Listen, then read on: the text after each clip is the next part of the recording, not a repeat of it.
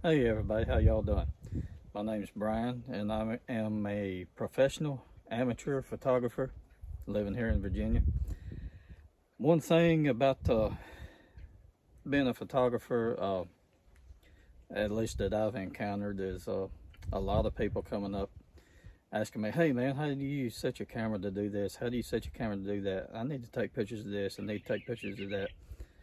Um, I've even been asked to teach classes. I've even had people tasked to do one-on-one sessions with them, photo sessions. And I live on a great old big farm, and I don't really have time for a lot of that stuff. So a friend of mine, a good friend of mine, and I got together, and he kept saying, you know, why don't you just do some YouTube videos in your spare time and start from the beginning. So that's what I'm planning on doing. I'm really more or less in this video just kind of introducing myself and go over a few basics with you. My plan to start off with is to start, like I said, basically in the beginning, try to get you out of auto mode with your camera. Um, we'll probably go through all the different functions of your dial, mode dial, the shutter priority, aperture priority, all that good stuff, your ISO. We're going to go through all of that eventually in short little segments. I kind of wanted to today to show you my little bit of setup that I use. I mainly deal with landscape photography, and here lately I've kind of trying to start into some wildlife photography, bird and wildlife. One thing that I can tell you from experience is you need to pick what you want to do. What makes you happy when you do it? What I guess, for lack for a better word, what makes your heart sing? Do you enjoy nature? I love nature. I love being outdoors. I love seeing animals. I love deer, bear, whatever. I don't care what it is. I just love to watch animals. Um, Maybe you like hiking. Maybe you're a people person. Maybe you like getting out in parks and all this and that and other, and you want to photograph people doing whatever it is they're doing in the park. Um, Pet photography. That's another thing that I have considered a little bit, but there's not really that big of a call for it around here where I'm at. So you know, if that's something in your area, you may check into that. But you need to um, get into what you enjoy, because if you enjoy what you're doing, it's going to show in your work. Trust me. I've done a few weddings. Nothing that I really wanted to do. Wasn't happy about doing it, and my clients weren't really that happy. They said they were, but you can tell when you talk to them that they weren't really that happy with the work that I done. So just keep that in mind. I'm going to go out on a limb and say most likely you have bought a kit, a camera kit, and I'm going to kind of go through a few things with you about that. If you're really serious about getting into photography, that you're going to want to consider. I'm not saying you have to, but you may want to consider if you're willing to put the time and effort into learning this, and you want to get really good at it, then that's some stuff that you really need to consider purchasing or trading for. Or maybe you don't, and you just don't. You're just like a sort of a hobbyist, going around taking pictures at your birthday parties or family gatherings or whatever. So anyway, let me start here. Um, First off, right now I am using a Canon EOS R. This is a full frame mirrorless camera. Um, You probably shouldn't pick one of these up. I mean, if you're just starting out, you shouldn't pick one of these up, I don't think. You should probably just stick with the lower priced cameras. Get some experience built up, get some time with it, see if it's actually something that you're really going to like, maybe want to pursue. There's a lot, these are not all that different, but there is a lot more to learn with a full frame than a DSLR, APS-C, what they call it, a crop sensor camera. Now, the R series cameras, oh, and I will tell you up front, I only shoot Canon, so you know, what I'm going to be talking about is Canon equipment. The R series cameras use RF lenses. The other cameras, the crop sensor cameras, use EF mount lenses. So I already had a bunch of lenses, and I didn't really want to have to go buy a bunch of new lenses. So I bought this little adapter right here. Let me see if I can pop it off. Right there. This is an RF to EF converter, so I can still use my EF lenses. I probably will upgrade before long, but for now, I'm satisfied with my performance. I am going to be upgrading my camera because this just isn't quite the camera that I need for what I'm shooting. You may want to consider, this is not a necessity, but you may want to consider buying a battery grip. You can put 2 batteries in there, double your battery life. Say 2 batteries. If you're like me, you're out in the field, you may be out there all day, and having a couple extra batteries without, or let me say, shooting longer without having to stop and change your batteries is beneficial. One other thing that you need, not a necessity, but you need to consider your memory cards. Okay, I don't know if you can see this or not. Let me find my little doodaddy. There it is. You should probably purchase a 128 gig card. This has a lot of storage on it. Make sure that you get a class 10. It'll be right there. I don't know if it'll focus on or not. It's a little C right there, and it's got 10 in it. Most likely your kit came with a class 3 card, and they are slow.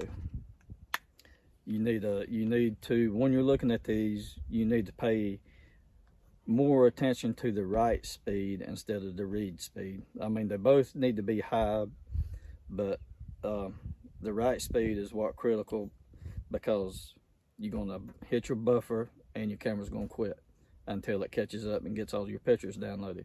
So you need to keep that in mind. I mean, if you're taking 20 pictures and your camera stops on frame 7 to catch up, then there you are, you possibly missing out on some action. Okay, let me show you something else. Okay, now your kit probably came with 2 lenses. This is a kit lens, but I've been very fortunate with this lens. This is an awesome lens.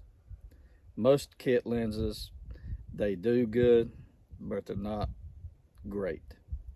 I've been very fortunate, like I said, this has been one of my best lenses. It takes super sharp photos. It's great for landscape work.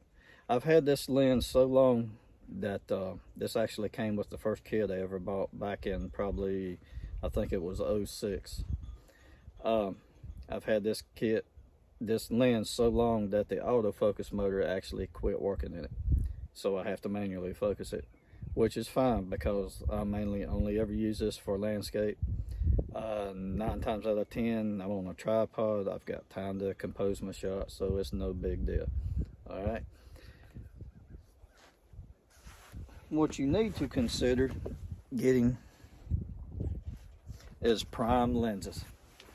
Prime lenses are built better, they take better pictures, they're tougher. I believe you will be a lot more pleased with your photography results if you get a prime lens. They do cost more, but it's worth the investment. This one right here is a Rokinon, however you say it.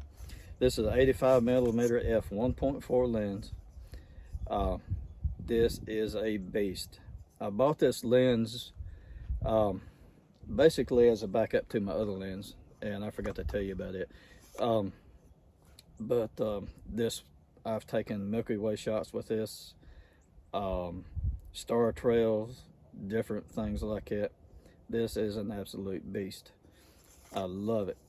It's worth every penny I spent on it. And the price wasn't really that bad. I think it was somewhere around 500 bucks, maybe, when I bought it. I've had this one for like 3 years now. Love it. In fact, I use this lens 99% of the time. I volunteer at church sometimes to take pictures of baptisms or just different things, different functions going on in the church. And this is a great low light lens. Let me tell you about the first one again. This is an 18 to 55. This is the first lens I show you. It's a f 3.5 to 5.6, and the f-stop is your aperture, right? Basically what that means is when you're zoomed all the way in to 18, it's going to shoot at 3.5 as low as you can go with your aperture. When you've got it zoomed out to 55mm, 5.6 is the lowest you can go. Okay, thanks. This lens right here, Canon 70 to 200mm f 2.8. I bought this lens originally because I was doing some sports photography for Little League school. This lens wasn't quite really what I needed. It's a great lens for, I want to say, up close action. Like within 50, 60, maybe up to 100 feet. The reason I say that is because you're going to have to crop your pictures up to get a good looking photo. And if you have to crop too much, you're going to blow your picture all to pieces. I mean, it's just going to look horrible. Trust me. I'm probably going. This lens is going to be going down the road here before long. I've been talking with a company about trading for a 150 to 600, which is more along the lines of what I need doing wildlife photography. And if I do go back doing some sports photography again, then that'll be great for that too. So anyways, keep all of that in mind. Like I said, I mean, if you're really serious about this, then consider making better purchases. I typically I usually only buy a camera body, and my lenses are great for now. If I need another lens, then I'll get another lens, and I don't have all that other stuff laying around. Ooh, that was weird. Okay, probably my first video as far as learning anything is going to be about your dial, your different modes. Now mine don't actually have all the little doodads on here. You got to mash the button and twist it, and it shows you what it is. I typically only ever shoot in manual mode because that gives me full control of the camera, ISO, shutter speed, aperture, the whole 9 yards. I can control it myself. When you're taking a photo, the camera don't know what you're trying to take a photo of, what you want out of your photo. So you have to be able to tell it so to speak. If you're taking a picture, if you're out here walking around out somewhere in a park or whatever, and let's say an eagle swoops down and flies by, okay, your camera don't know that you want to take a picture of that eagle. You want to freeze it, right? So you got to be able to set your shutter speed, all of that good stuff, and take pictures of it. If you're in auto, your camera is just reading the general area, and it's going to take a picture based on what it's reading in the area, and you most likely your picture is going to be blurry and all this and that and the other. So if you would leave me a like, think about subscribing. If there's anything in particular, I mean, maybe you've been doing this for a few months, a year or so, and you're not quite clear about something. If there's anything in particular that you would like a video about, leave it in the comments, and if I can get to it, I will make a video just especially for you on what you want to know about. Okay, thank you for stopping by, and God bless.